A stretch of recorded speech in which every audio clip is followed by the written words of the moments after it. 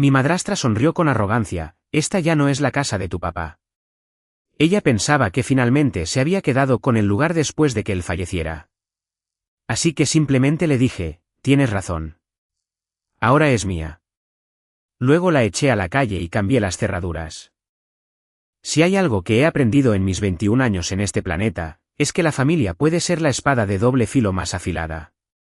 He pasado la mayor parte de mi vida caminando por la cuerda floja entre tratar de mantener la paz y preguntarme si siquiera valía la pena conservarla. Mi mamá murió cuando yo tenía 9 años en un accidente automovilístico causado por un conductor ebrio, a plena mitad de la tarde. Un minuto me estaba ayudando con un proyecto escolar y al siguiente yo estaba mirando por la ventana a 2 policías con uniformes planchados tocando a nuestra puerta principal. Mi papá nunca volvió a ser el mismo después de eso. No creo que yo tampoco lo fuera. Sin embargo, tuvimos unos buenos años, solo él y yo. Era el tipo de hombre que no decía mucho a menos que fuera importante. Amaba los viejos discos de jazz, coleccionaba radios antiguas, bebía su café negro y me trataba como si yo tuviera cerebro incluso cuando era solo un niño. Me enseñó a cablear un tomacorriente antes de que yo entrara a la escuela secundaria, y nos sentábamos durante horas arreglando cosas viejas que él encontraba en ventas de garaje. Decía cosas como, no tires a la basura lo que todavía funciona. Eso también aplica para las personas. Pienso mucho en eso en estos días. Luego se enfermó. El cáncer de páncreas no deja mucho espacio para las despedidas. Se fue en menos de 8 meses. Yo tenía 16 años. Esa fue la primera vez que sentí que el suelo se movía debajo de mí. La segunda vez fue un año después, cuando la vieja amiga de mi mamá, Diana, empezó a visitarnos. Al principio, pensé que solo estaba siendo amable, viendo cómo estaba, trayendo comida, preguntando si necesitaba ayuda con las facturas o las compras. No la necesitaba. Papá había dejado un pequeño fideicomiso a mi nombre y la casa estaba totalmente pagada. Pero de todos modos era un buen gesto de su parte, o eso creía yo. Diana tenía esa forma de sonreír como si ya estuviera ganando algo, como si cada conversación fuera un juego que ella había dominado hace años. Se mudó justo después de mi 18º cumpleaños. Solo por unas semanas, dijo, mientras me recupero económicamente. Trajo a su hijo adulto con ella. Diego. Diego tenía 25 años, pero parecía de 45, y no en el buen sentido. Tenía los hombros de un jugador de fútbol americano y la ambición de una papa.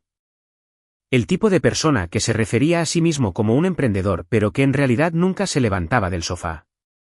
Su mayor logro, por lo que pude notar, fue llegar al nivel 300 en un juego de teléfono celular que trataba de dragones y de combinar gemas. Traté de ser civilizado. De verdad lo intenté. Pero era difícil ignorar cómo se bebía lo último de la leche y dejaba el envase en el refrigerador, o cómo ponía sus programas de televisión a todo volumen a las 2 de la mañana, o cómo hacía esos comentarios pasivo-agresivos cada vez que yo le recordaba que era la casa de mi papá. Para cuando Diana y Diego llevaban viviendo conmigo 6 meses, esa excusa de unas pocas semanas ya había sido enterrada discretamente. Yo estaba trabajando a medio tiempo en un taller de reparaciones y estudiando para obtener mi certificación de electricista. Ellos, por otro lado, trataban la casa como un hotel de vacaciones gratuito. Diana redecoró la cocina sin preguntar. Diego convirtió la habitación de invitados en su cueva personal de videojuegos, equipada con cortinas oscuras y un cartel de no molestar que hizo con cinta adhesiva. Cuando mencioné el aumento de las facturas de servicios públicos, Diana me dio una palmadita condescendiente en el hombro y dijo, bueno, cariño, eso es solo parte de ser un adulto. Aún así, traté de no presionar.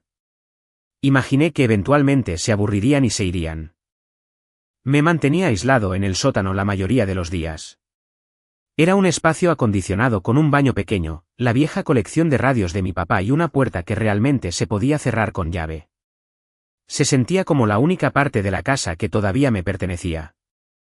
A veces simplemente me sentaba allí con las luces apagadas, escuchando sus viejos discos de jazz girar a través de la estática, fingiendo que él todavía estaba arriba, hojeando el periódico y quejándose de los precios de la gasolina. Luego, una noche, aproximadamente un año después de su estancia temporal, Diana me hizo sentar en la sala de estar. Diego estaba recostado en el sillón reclinable, escuchando a medias con una sonrisa burlona mientras revisaba su teléfono. Ella tenía esa misma sonrisa ensayada que yo había visto una docena de veces antes, como si se estuviera preparando para ofrecer un trato de negocios que solo la beneficiaría a ella. Lucas, comenzó, cruzando las manos sobre la rodilla. Ya tienes 21 años, eres un hombre adulto, y creo que es hora de que hablemos de responsabilidades. No dije nada, solo la observé mientras acomodaba un cojín como si la conversación fuera una charla casual tomando el té. Ella continuó: has estado viviendo en ese sótano sin pagar alquiler por un buen tiempo. Sé que era la casa de tu papá, pero las cosas son diferentes en estos días. Hay gastos y, bueno, Diego y yo hemos estado asumiendo gran parte de eso. Parpadeé. ¿Ustedes qué? Ella levantó una ceja. Las cuentas, cariño. Electricidad, agua, internet. Todo suma. Miré de reojo a Diego, quien ni siquiera levantó la vista. Quise reír o gritar, tal vez ambas cosas, pero mantuve la voz firme. He estado pagando las facturas de la cuenta de la casa, la que abrió mi papá. Ustedes han visto los estados de cuenta. Ella restó importancia a eso como si fuera un detalle menor. Sí, pero ese no es el punto. Se trata de justicia. Eres un hombre ahora, y los hombres contribuyen. Creo que 20.000 pesos al mes es justo considerando lo que estás obteniendo. Un espacio privado, tu propio baño, acceso a todo aquí arriba. Me quedé mirándola. ¿Quieres que te pague alquiler para vivir en la casa de mi papá? Su sonrisa no se inmutó. Bueno, ya no es solo la casa de tu papá. Es un espacio compartido. Diego finalmente intervino con una risita perezosa. Sí, hermano. Es hora de dejar de vivir a expensas de otras personas, ¿verdad? Ese fue el momento en que algo se rompió. No con estruendo, no con furia. Fue silencioso, como una comprensión lenta y fría que se instalaba en la boca de mi estómago. Miré a Diego, luego de vuelta a Diana. Asentí. Tienen razón, dije con calma. Es hora de que deje de vivir a expensas de otras personas. Volví a bajar las escaleras, cerré la puerta detrás de mí y le puse seguro. Esa noche no dormí. Me senté en el viejo sofá escuchando un disco de jazz del maestro Tino Contreras, con el corazón acelerado y la mente dando vueltas. Porque lo que ellos no sabían, lo que mi papá había arreglado hace años, era que las escrituras de la casa no estaban a su nombre cuando falleció. Estaban al mío. Él hizo la transferencia en secreto cuando yo cumplí 16 años. Dijo que era un plan de respaldo. Por si alguna vez pasa algo, me dijo. De esta manera, nadie podrá quitarte lo que es tuyo. No le había dado mucha importancia en ese entonces, pero sentado allí, con la voz de Diego haciendo eco en mis oídos, me di cuenta de que era hora de usar ese plan. No por despecho, no por enojo, sino porque a veces la única forma de proteger lo que es tuyo es recordarle a la gente que, para empezar, siempre te ha pertenecido. Y así, mientras Diana y Diego planeaban sus próximas vacaciones a Cancún, 7 días completos de sol, margaritas y presumir en sus redes sociales, yo comencé a planear algo propio. Solo necesitaba esperar. Dejarlos empacar. Dejarlos irse. Dejarles pensar que habían ganado. No tenían idea de lo que se avecinaba. Cuando Diana y Diego se fueron para Cancún, sonreí y me despedí con la mano desde la entrada del garaje como el pequeño y obediente compañero de casa en el que creían que me había convertido. Diana llevaba uno de esos sombreros para el sol de gran tamaño que parecía pertenecer a un viñedo. Y Diego arrastraba una maleta con ruedas tan chillonas que sonaba como una rata teniendo un ataque de pánico. Ambos estaban mareados de la emoción por la idea de un escape tropical. Y más importante aún, por la creencia de que yo finalmente iba a empezar a aportar dinero. Diego me hizo un saludo militar de burla desde el asiento del copiloto. Trata de no organizar una fiesta electrónica mientras no estamos, chico del sótano. Levanté el pulgar. No prometo nada. El auto desapareció por la calle. Me quedé allí en silencio por un largo momento, luego me di vuelta y miré la casa, mi casa, y finalmente exhalé. La semana que siguió fue una mezcla de amarga satisfacción y logística fría. Me reuní con el abogado de la familia en quien mi papá había confiado, el mismo que se había encargado de la transferencia del título de propiedad cuando yo tenía 16 años. Revisamos las escrituras, la documentación, los plazos. Legalmente, todo era hermético. Mi padre se había asegurado de eso. La casa estaba únicamente a mi nombre, y ninguna tontería de espacio compartido podía anular eso. Pero no iba a echarlos con un mensaje de texto o una llamada telefónica. No, eso habría sido demasiado limpio, demasiado fácil. Lo que se merecían no era solo un empujón. Era una llamada de atención, y yo estaba más que feliz de dársela. Aún así, tenía tiempo para matar antes de que azotara la tormenta. Y en ese tiempo, me encontré reflexionando probablemente más de lo que debería. Los recuerdos de cómo las cosas se habían descarrilado tanto seguían apareciendo, pasando por mi mente como un rollo de película roto. No comenzó con la exigencia del alquiler. Esa fue solo la gota que derramó el vaso. La verdad es que las cosas se habían estado pudriendo desde adentro desde hacía mucho tiempo. Recordé la primera vez que Diana me corrigió por llamarla a mi casa. Fue durante una carne asada que ella había organizado sin preguntar, por supuesto. Subí las escaleras y encontré a un montón de sus amigas en la sala de estar, medio borrachas con vino blanco y chismeando sobre sus exparejas. La llevé a un lado y le dije, oye, solo un aviso. La próxima vez que quieras invitar gente, ¿puedes avisarme primero? Ella me dio esa misma risa condescendiente que siempre usaba cuando yo pedía respeto básico. Ay, Lucas, no seas territorial. Este es nuestro espacio ahora. No puedes simplemente reclamarlo como un perro orinando en un árbol. Quise gritar, pero en lugar de eso simplemente volví a bajar las escaleras de nuevo. Luego estaban las pequeñas empresas comerciales de Diego. Una vez me pidió prestada mi computadora portátil mientras yo estaba en el trabajo porque su equipo de videojuegos no era compatible con los archivos de formato de documento portátil, aparentemente. Cuando regresé, encontré mis archivos personales reorganizados, mi historial de búsqueda borrado y dos extrañas carpetas en el escritorio etiquetadas como Maestría en Ingresos Pasivos y Explosión Cripto 2.0. Lo confronté y él simplemente se encogió de hombros. Relájate, hermano. No toqué tus cosas, solo la necesitaba para una rápida presentación por videollamada. Esa rápida presentación resultó ser un turbio esquema piramidal en línea donde vendía cursos digitales a extraños desesperados, prometiéndoles libertad financiera y un estilo de vida en yates si compraban su programa de tutoría de 1.700 pesos. Le dije que nunca volviera a tocar mis cosas. Él dijo que yo estaba siendo dramático. Diana dijo que yo estaba siendo egoísta. Todo se seguía acumulando. Una vez llegué a casa y encontré todas las luces encendidas, el aire acondicionado a toda marcha a 18 grados centígrados y a ambos dormidos en el sofá rodeados de recipientes vacíos de comida para llevar. Cuando les pedí que fueran más conscientes sobre el uso de la energía, Diego dijo, relájate. Actúas como si tú estuvieras pagando las cuentas o algo así. Yo lo estaba haciendo. Y sin embargo, de alguna manera ante sus ojos, yo era el malagradecido, la sanguijuela, el mantenido. Pero el peor momento, el que realmente me rompió, ocurrió apenas 2 semanas antes de sus vacaciones. Era un domingo por la mañana y yo estaba trabajando en la restauración de una de las viejas radios de mi papá abajo en el sótano. La tenía abierta sobre la mesa, con cables, polvo y pequeños componentes de latón esparcidos como piezas de un rompecabezas. Era una actividad meditativa, casi pacífica, hasta que escuché un estruendo que venía del piso de arriba. Luego, risas. Me quedé paralizado por un segundo con el corazón en la garganta, luego subí corriendo a la cocina. Allí, en el medio del piso, estaba una de las radios antiguas de mi papá.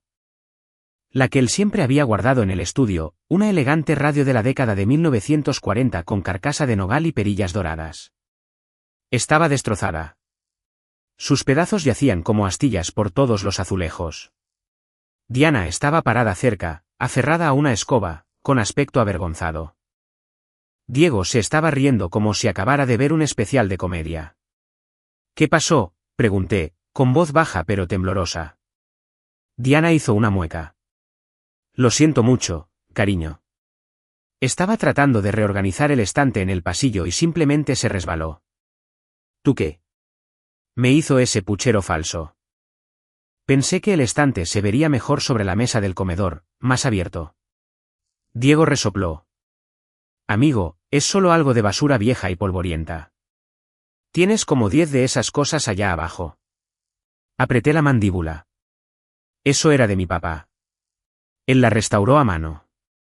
Me enseñó a hacer cableados usando esa radio. Ay, no seas tan sentimental, resopló Diana, ahora molesta. Son solo cosas. Tienes que aprender a soltar. Honestamente, estaba ocupando espacio de todas formas. No dije ni una palabra. No pude. Simplemente me di la vuelta, salí por la puerta principal, conduje hasta las afueras de la ciudad y me senté en mi auto en el mirador durante horas, mirando a la nada, aferrando el viejo destornillador que solía estar junto a esa radio como si fuera una especie de reliquia sagrada. Fue entonces cuando el entumecimiento comenzó a desvanecerse, y algo más tomó su lugar. Determinación. Cuando llegué a casa esa noche, los pedazos destrozados habían sido barridos. No había ninguna nota de disculpa, ni se mencionó nada durante la cena. Fue como si nunca hubiera pasado. Me di cuenta entonces de que me había convertido en un fantasma en mi propia casa. Pero los fantasmas tienen una forma curiosa de acechar. Los días pasaron arrastrándose hasta sus vacaciones. Diego seguía publicando cuentas regresivas en sus redes sociales para ver cuántos días faltaban hasta llegar al paraíso. Diana estaba ocupada comprando sandalias nuevas y probándose trajes de baño frente al espejo del pasillo, pidiéndole la opinión a Diego. Yo me mantuve mayormente fuera de su vista. Dejé que olvidaran que yo siquiera estaba ahí. Cuando finalmente llegó el día, se fueron en un torbellino de protector solar y arrogancia. Esperé hasta que las luces traseras del auto desaparecieron, luego cerré la puerta principal detrás de mí con la calma de un hombre que entra a una partida de ajedrez 5 movimientos por delante. No perdí ni un segundo. Llamé al abogado, firmé los papeles y puse en marcha un aviso formal de revocación de permiso para ocupar la propiedad. Todo legal, todo limpio, todo basado en el hecho de que eran invitados. Invitados que se habían quedado más tiempo de lo debido. Me comuniqué con un cerrajero para cambiar todas y cada una de las cerraduras de la casa. Puerta del garaje incluida. Empaqué sus pertenencias en cajas etiquetadas y las apilé cuidadosamente en el garaje. No toqué nada personal, solo me aseguré de que todo estuviera listo para que lo recogieran. Y luego me senté y escribí la nota. Sin enojo, sin dramatismos, solo 5 líneas. Diana, tenías razón. Es hora de que deje de vivir a expensas de otras personas. Así que vendí la casa. Tienen hasta el domingo para recoger sus cosas. Lucas. Solo que en realidad todavía no había vendido la casa. Esa parte era solo el cebo, porque lo que necesitaba ahora no era una ruptura limpia. Necesitaba que lo sintieran, que vieran en tiempo real lo que pasa cuando confundes la amabilidad con la debilidad. Pero no estaba preparado para lo que sucedió después. Porque cuando regresaron antes de tiempo, 2 días antes, quemados por el sol y furiosos, golpeando la puerta principal como si estuvieran a punto de arrancarla de sus bisagras, me di cuenta de algo que no había anticipado. No solo eran arrogantes. Estaban desesperados, y la gente desesperada hace estupideces. Regresaron un jueves. Yo estaba en el sótano a mitad de una llamada con mi mentor del programa de oficios eléctricos, revisando un proyecto final que había estado posponiendo. Estábamos hablando de métodos de conexión a tierra y tamaños de conductos cuando llegó el primer golpe a la puerta, fuerte, dado con la palma abierta, lleno de rabia. No un golpe casual, ni siquiera un golpe de entrega de paquetes. No, este era el tipo de golpe que escuchas en las películas justo antes de que alguien patee una puerta para derribarla. Luego comenzaron los gritos. Lucas, abre esta puerta ahora mismo. La voz de Diana atravesó las tablas del piso, aguda y furiosa. Hice una pausa, mirando al techo, con el corazón latiendo como un cronómetro. La voz de mi mentor en el teléfono se volvió confusa en mi oído. ¿Todo bien, Lucas?, preguntó. Tragué saliva. Sí, creo que esta va a ser la semana más productiva de mi vida. Colgué y luego subí las escaleras lentamente, con calma, como si lo hubiera ensayado, porque lo había hecho 1000 veces. Abrí la puerta principal lo suficiente para verlos a ambos parados allí, con marcas de bronceado alrededor de sus gafas de sol, maletas detrás de ellos y expresiones en sus rostros como si acabaran de enterarse de que alguien había quemado su centro turístico de playa. Diego dio un paso adelante primero. ¿Qué es esto? ¿Por qué están cambiadas las cerraduras? Diana ya estaba hurgando en su bolso. Será mejor que tengas una muy buena explicación, jovencito. No sé a qué juego crees que estás jugando, pero esta también es nuestra casa. Nosotros vivimos aquí. No puedes simplemente dejarnos afuera bajo llave como si fuéramos invasores. Incliné la cabeza. Pensé que se quedarían hasta el domingo. No esperaba que regresaran tan pronto. Diego me señaló con el dedo, casi clavándomelo en el pecho. ¿Vendiste la casa? Me encogí de hombros. Técnicamente, no. Dije que lo hice, pero definitivamente planeo hacerlo. Solo pensé en avisarles con tiempo. Los ojos de Diana se abrieron de par en par. No tienes derecho. Está a mi nombre, la interrumpí con voz tranquila, casi aburrida. Lo ha estado desde que tenía 16 años. Búsquenlo. El nombre del abogado está impreso en la parte posterior del aviso pegado en la puerta del garaje. Tienen hasta el domingo para recoger sus cosas. El rostro de Diego se puso rojo como un tomate maduro. Pequeña rata. Nosotros te cuidamos. Te dimos un hogar. Me dieron dolores de cabeza, dije, y cerré la puerta. Ojalá pudiera decir que me sentí triunfante. Ojalá pudiera decirles que me quedé allí después, orgulloso, seguro de mí mismo, disfrutando de la justicia de todo el asunto. Pero no fue así. Me deslicé hasta el piso y simplemente me senté ahí respirando superficialmente, con las manos temblando. Una cosa era fantasear con defenderse a uno mismo. Otra cosa completamente distinta era hacerlo de verdad. Porque aquí está la verdad. Nadie te habla de la venganza o de reclamar tu poder, o cualquier nombre poético que la gente le dé cuando finalmente dejan de ser el tapete de los demás. Es solitario, incluso aterrador. Y durante los siguientes días, eso fue con lo que tuve que lidiar. Acamparon fuera de la casa esa primera noche. No les miento. Diana durmió en el auto.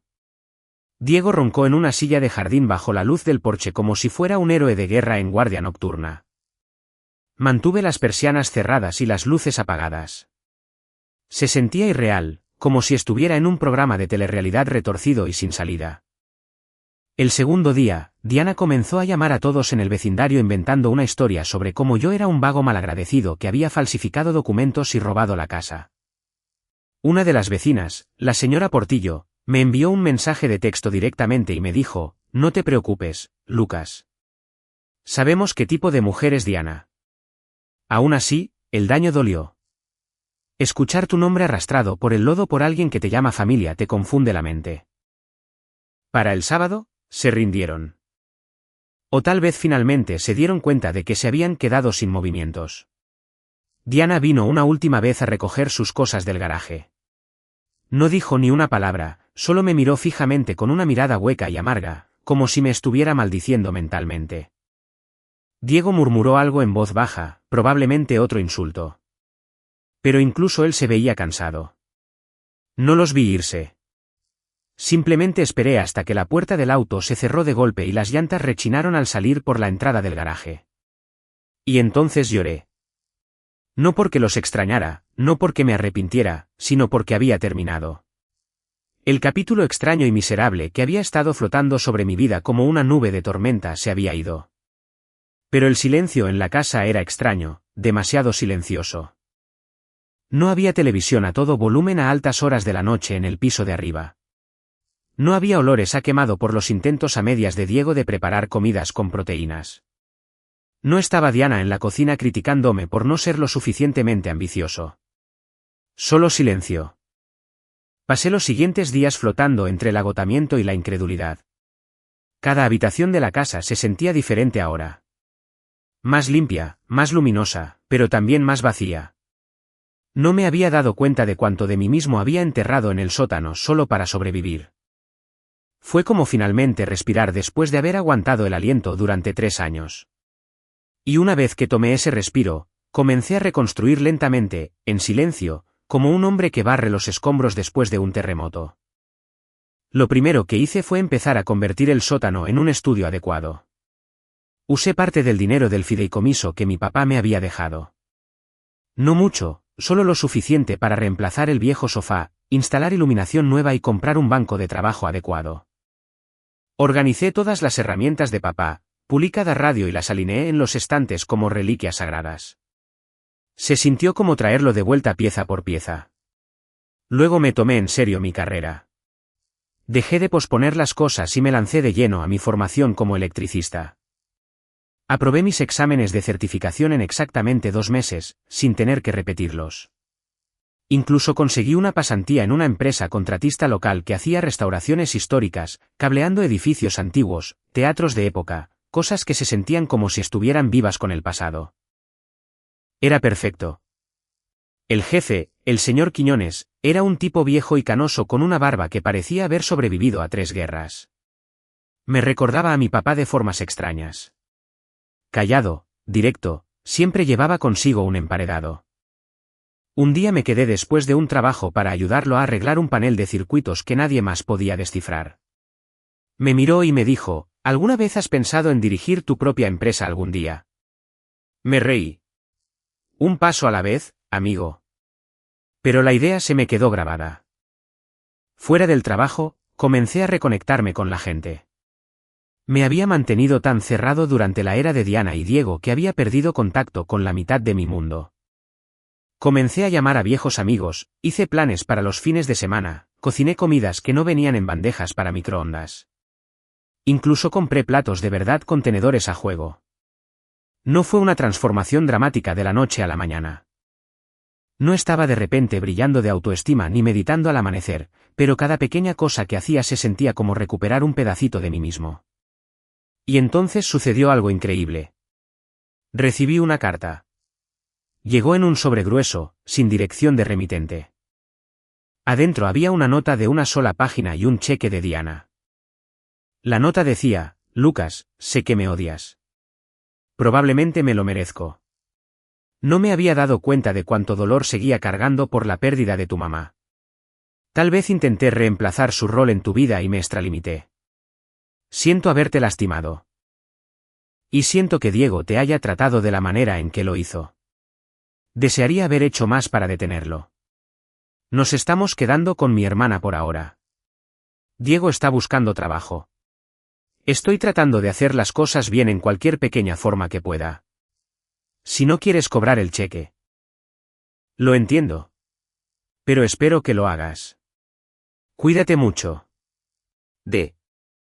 El cheque era por 20.000 pesos. Me quedé mirándolo durante mucho tiempo. Y luego, por primera vez en una eternidad, me reí. No con amargura, no por incredulidad. Simplemente reí de forma genuina. Eso no cambiaba nada. No deshacía los años de manipulación, la radio destrozada, los meses de sentirme como un intruso en mi propia casa. Pero era algo. Un reconocimiento, una rendición, tal vez incluso el primer gesto honesto que ella había hecho en años. Nunca cobré el cheque, pero enmarqué la nota. La colgué en la pared de mi estudio en el sótano, justo encima de la vieja radio de mi papá, la que pasé semanas reparando después de que las piezas habían estado guardadas en una caja. Todavía está un poco rayada, todavía un poco descentrada, pero funciona. Vuelve a reproducir música, al igual que yo. Las cosas no son perfectas. Nunca lo serán, pero encontré un ritmo de nuevo, mi propio ritmo, y ya no estoy viviendo a expensas de otras personas. Simplemente estoy viviendo. Pero mentiría si dijera que ese fue el final. Porque resultó que, Diana y Diego aún no habían terminado conmigo. Ni por asomo. No sé qué me hizo abrir el mensaje de voz. Tal vez me sentía demasiado bien. Tal vez el silencio era demasiado pacífico. Tal vez solo tenía el presentimiento de que el universo no te deja sanar sin arrojarte una piedra más en el camino para ver si hablas en serio al respecto. Pasaron 2 meses después de que Diana y Diego habían salido oficialmente de mi vida. Estaba conduciendo a casa desde un lugar de trabajo, con las manos aún oliendo levemente a cobre y polvo, cuando vi la notificación en mi teléfono. Nuevo mensaje de voz de desconocido. La curiosidad me ganó. Oye, Lucas. Soy Diego. No cuelgues. De acuerdo. No llamo para pelear. Solo sé que las cosas salieron muy mal, pero hombre, creo que ambos sabemos que así no es como debería ser la familia. Mira, tengo una oportunidad de negocio. Una grande, una oportunidad real. Pero necesito ayuda para despegar. Siempre has sido inteligente con estas cosas. Pensé que tal vez podríamos hablar. Sin presión. Solo piénsalo. Casi se me cae el teléfono. Había algo tan familiar en esa voz. No solo la pereza o el encanto manipulador, sino el descaro, como si hubiera olvidado la parte en la que intentó desalojarme de mi propia casa, como si fuéramos solo un par de hermanos arreglando las cosas después de un desacuerdo menor. Pero no borré el mensaje. Lo escuché una y otra vez, porque debajo de la falsa sinceridad, había algo más. Desesperación. Y eso era valioso. Durante semanas, no respondí. Lo dejé cocinar a fuego lento. Quería ver si insistiría. ¿Lo hizo? 3 mensajes de voz más, cada uno más patético que el anterior. El segundo era más sobre negocios. El tercero rozaba la súplica. El cuarto, ese fue el que me hizo sentarme derecho. De acuerdo, hombre. Lo entiendo. Estás enojado. Metí la pata. Pero mira, estamos en problemas. La hermana de mi mamá nos echó. Nos hemos estado quedando en un motel y nos está agotando todos los ahorros. Estoy tratando de conseguir un trabajo. Pero nadie me devuelve las llamadas. Y mi mamá no está muy bien. Tiene una tos, hombre. Y no quiere ir a un médico. Yo solo pensé que tal vez podrías ayudar. Incluso si es solo con un préstamo. Ahí estaba. La grieta, la fisura en la armadura. Y de repente me di cuenta. No fue satisfacción, aún no, sino la posibilidad. No solo de vengarme, sino de terminar con esto.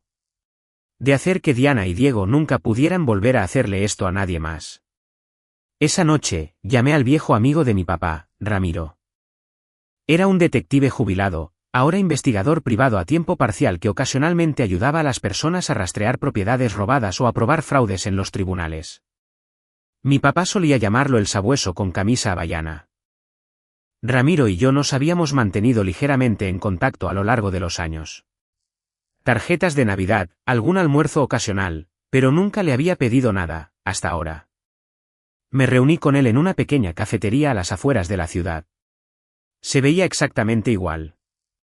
Los mismos pantalones cortos tipo cargo, las mismas gafas de sol gastadas, la misma sonrisa traviesa que te hacía preguntarte si estaba planeando una broma o resolviendo un asesinato. ¿Cuál es el trabajo?, preguntó, bebiendo su café a sorbos como si fuera whisky. Deslicé mi teléfono sobre la mesa. Estas personas intentaron dejarme seco, y ahora están buscando a su próxima víctima. Quiero saber qué han estado haciendo desde que corté lazos con ellos. Todo. ¿Dónde se están quedando? ¿Con quién han hablado? ¿Qué están planeando?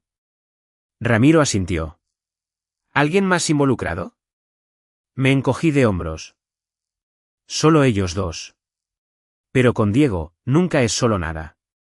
Se recostó, con las manos cruzadas. De acuerdo, dame una semana.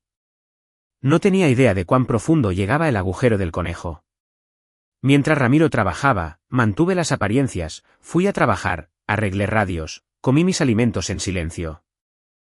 Mantuve las cosas normales, pero bajo la superficie estaba calculando. Diego me había dado un regalo con esos mensajes de voz.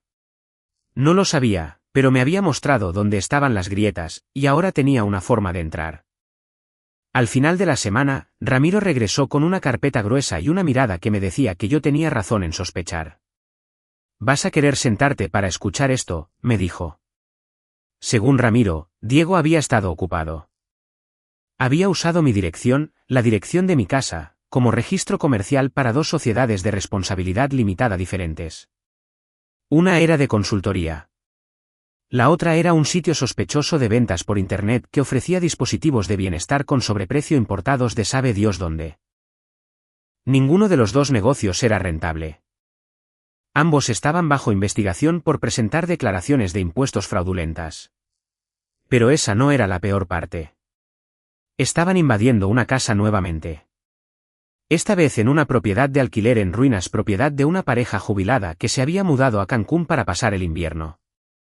Al parecer, Diego los había convencido de que era un administrador de propiedades que supervisaba unas reparaciones. En realidad, irrumpió en la casa usando a un amigo cerrajero y estaba viviendo sin pagar alquiler con Diana, mientras le decía a cualquiera que preguntara que la casa estaba en proceso de venta. Ramiro me mostró fotos. Diego sentado en un columpio en el porche. Diana fumando en el patio trasero, con cajas apiladas a lo largo de la pared. La arrogancia de la situación hizo que me hirviera la sangre, y aún así esperé, porque esto ya no se trataba de rabia. Se trataba de precisión. Comencé a preparar el terreno. Primero, me comuniqué con los verdaderos dueños de la casa que estaban invadiendo. Una pareja mayor de apellido Barrera. Eran dulces, estaban confundidos y horrorizados al enterarse de que alguien vivía en su casa sin permiso. No les conté todo, solo lo suficiente para dar la alarma. Prometieron tomar medidas y pronto. Luego presenté un informe ante el Registro Público de Comercio con respecto a las sociedades de responsabilidad limitada que Diego había registrado de manera fraudulenta usando mi dirección. Envié la documentación de Ramiro, fotos, fechas y capturas de pantalla. Incluí una declaración jurada que detallaba que Diego ya no vivía en mi dirección y que no había sido autorizado para usarla en ninguna capacidad legal. Pero aún no había terminado, porque todavía necesitaba el momento perfecto, uno que lo humillara públicamente, de forma innegable. Eso llegó unos días después cuando Diego envió otro mensaje de voz. Este sonaba optimista. Oye, hombre, solo quería decir que realmente aprecio que no me ignores. Sé que lo arruiné, pero siento que nos estamos recuperando. Mira, la próxima semana comenzaré un seminario web en vivo para mi negocio de bienestar. Todo es legal. Enseñando a la gente cómo generar ingresos desde casa. Si quieres venir a mirar, te regalaré una entrada. Incluso podría usar tu historia como testimonio. Ya sabes cómo te ayudé a darle un giro a tu vida. Casi me atraganto con mi café. Ahí estaba. Ese fue el momento en que me comuniqué con algunos creadores de contenido locales que se especializaban en exponer a estafadores en línea, especialmente a falsos gurús de los negocios y estafas de ventas por Internet. Ramiro me dio un contacto que había hecho reportajes de exposición sobre personas influyentes que fingían sus estilos de vida. Les envié todo. Diego no tenía idea de que su gran debut se convertiría en parte de un reportaje titulado Del sótano al fraude, dentro de la mente de un aspirante a rey de las estafas. El canal aceptó transmitir todo en vivo. Disfrazados como compradores interesados, se unieron a su seminario web, grabaron todo el evento y expusieron sus guiones reciclados, testimonios falsos, algunos robados de actores de páginas de trabajadores independientes, y afirmaciones escandalosas como: gané más de 1.200.000 pesos el mes pasado solo con mi teléfono mientras estaba sentado en una silla plegable junto a un tomacorriente roto de la pared.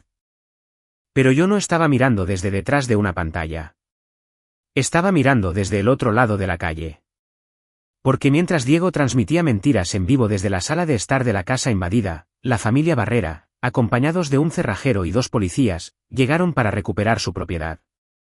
Diana abrió la puerta con un cigarrillo a medias, la voz de Diego se podía escuchar a través de la ventana entreabierta diciendo, y fue entonces cuando le dije al banco, no me den un préstamo, simplemente inviertan en mí.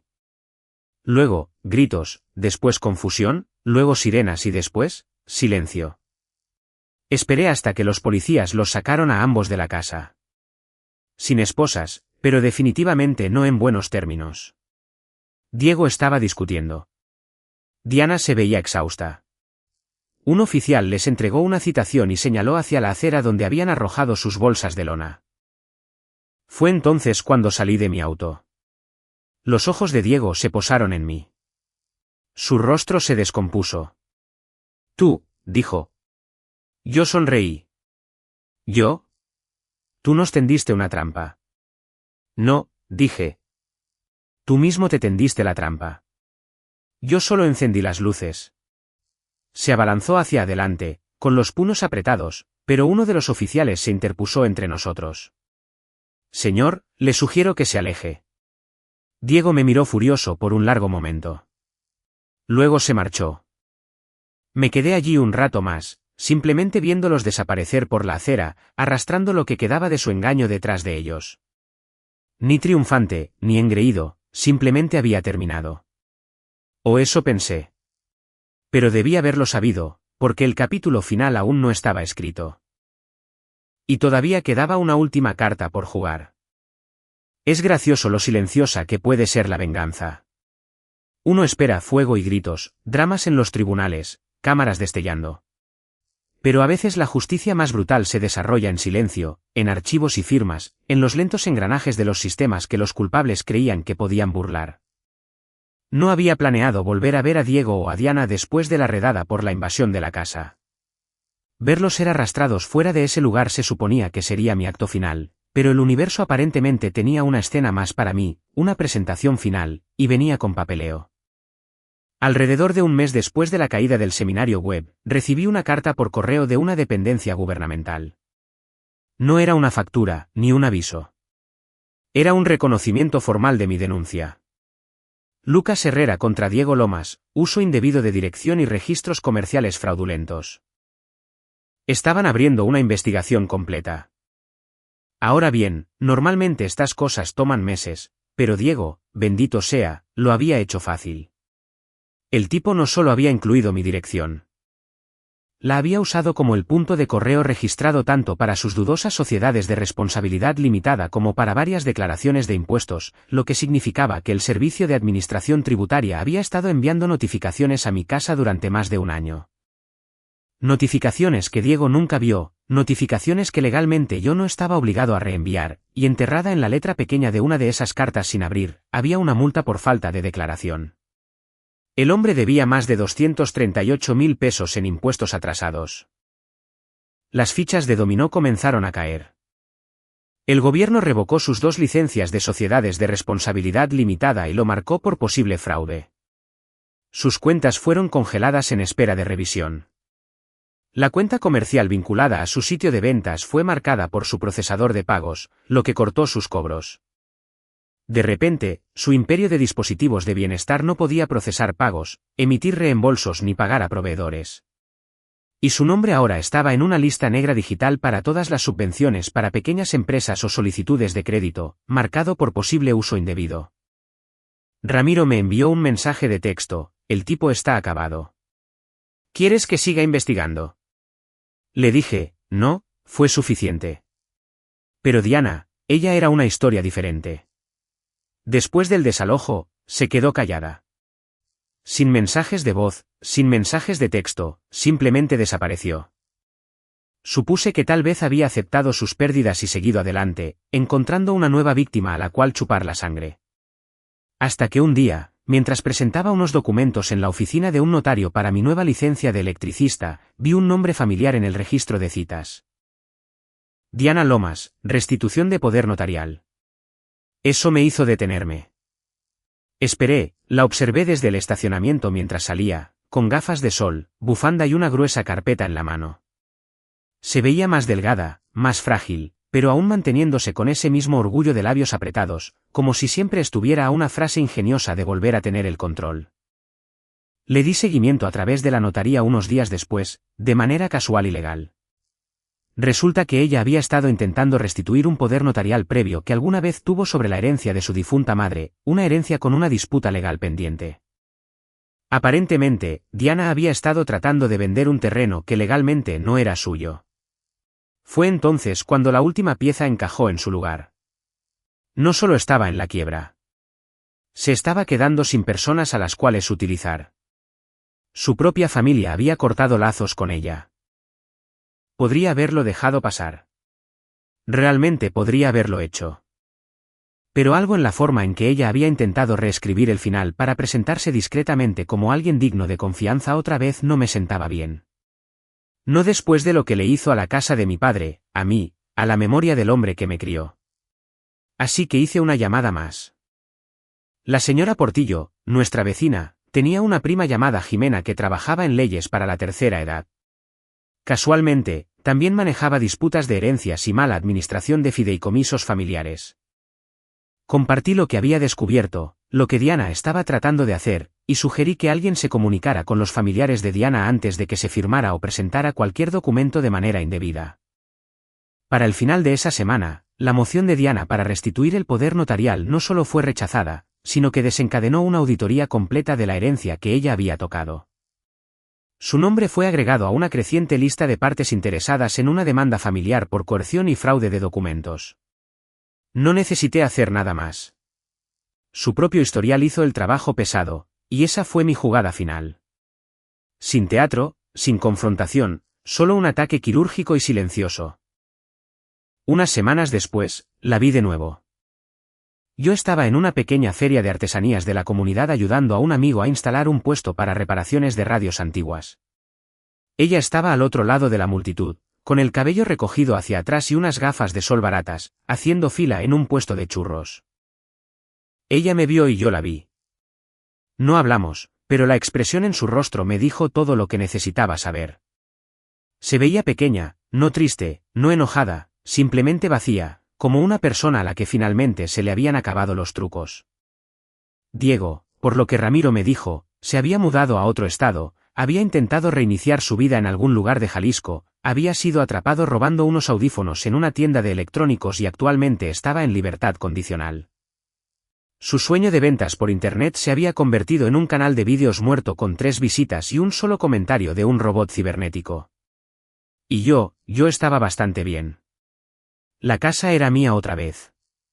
Verdaderamente mía. El estudio de abajo se había convertido en un verdadero negocio secundario. La gente me traía radios viejas, reliquias familiares, cosas que pensaban que estaban rotas sin posibilidad de reparación. Yo las devolvía a la vida. Mi trabajo con el señor Quiñones se convirtió en un contrato de tiempo completo. Comenzamos a aceptar trabajos de restauración en todo el estado.